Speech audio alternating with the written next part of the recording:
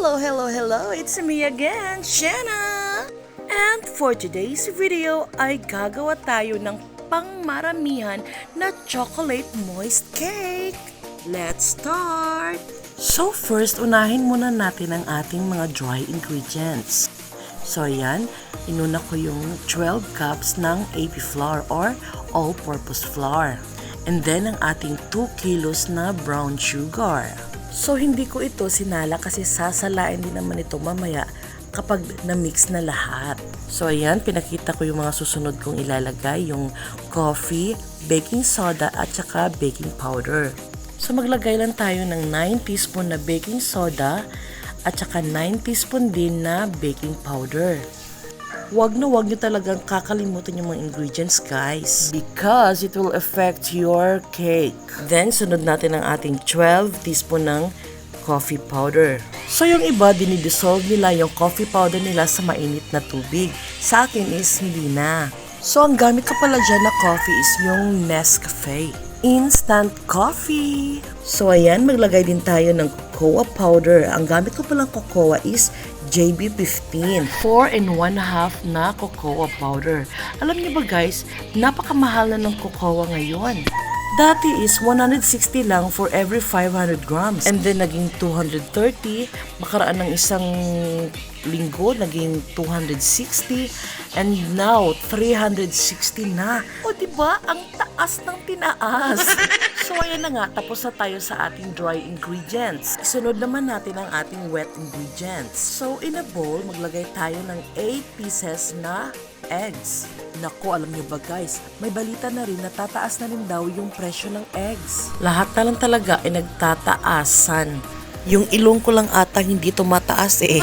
So no choice din kaming mga baker kundi taasan din namin yung aming mga cakes. Ang susunod is yung ating 3 cups na vegetable oil. Or you can use canola oil. And then 6 teaspoon ng vanilla essence. And 6 tablespoon ng suka. Any kind of suka guys are pwede. Pero ang ginamit ko dyan is Silver Swan. Ayan, i-mix lang natin. And then, i-add natin ang 12 cups na water. And then, ihalo natin sa ating dry ingredients. So, ayan, i-mix lang natin ng dahan-dahan. So, wag lang talaga natin itong i-overmix para maging maganda naman ang kinalabasan ng ating cake. And naglagay pala ako dyan ng 4 teaspoon na salt. Hindi lang nakita sa video pero naglagay ako doon. And then, ayan, smooth na ang ating batter. Sasalain na natin to. So, ayan, strain lang natin ng mabuti. So, ayan, preheat muna natin ang ating oven. So, ang oven ko, guys, is 10 liters. US Tradition ang brand niya. And sister company daw niya yung White Westinghouse. So, ayan, set natin. 200 ang ating temperature. And then, up and down ang selector. And then, ang timer natin is 10 minutes. So, wait lang tayo. So, ayan, prepare lang natin ang ating mga pan. So, gumamit ako ng timbangan para madali. So, lagyan lang natin ang ating mga pan. So, yan na lahat ang ating mga nagawa. And ang ating na-bake. Ayan. That's all for today. Thanks for watching. Bye!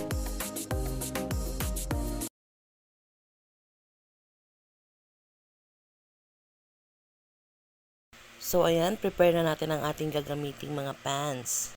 So, ayan guys, gumamit ako ng timbangan.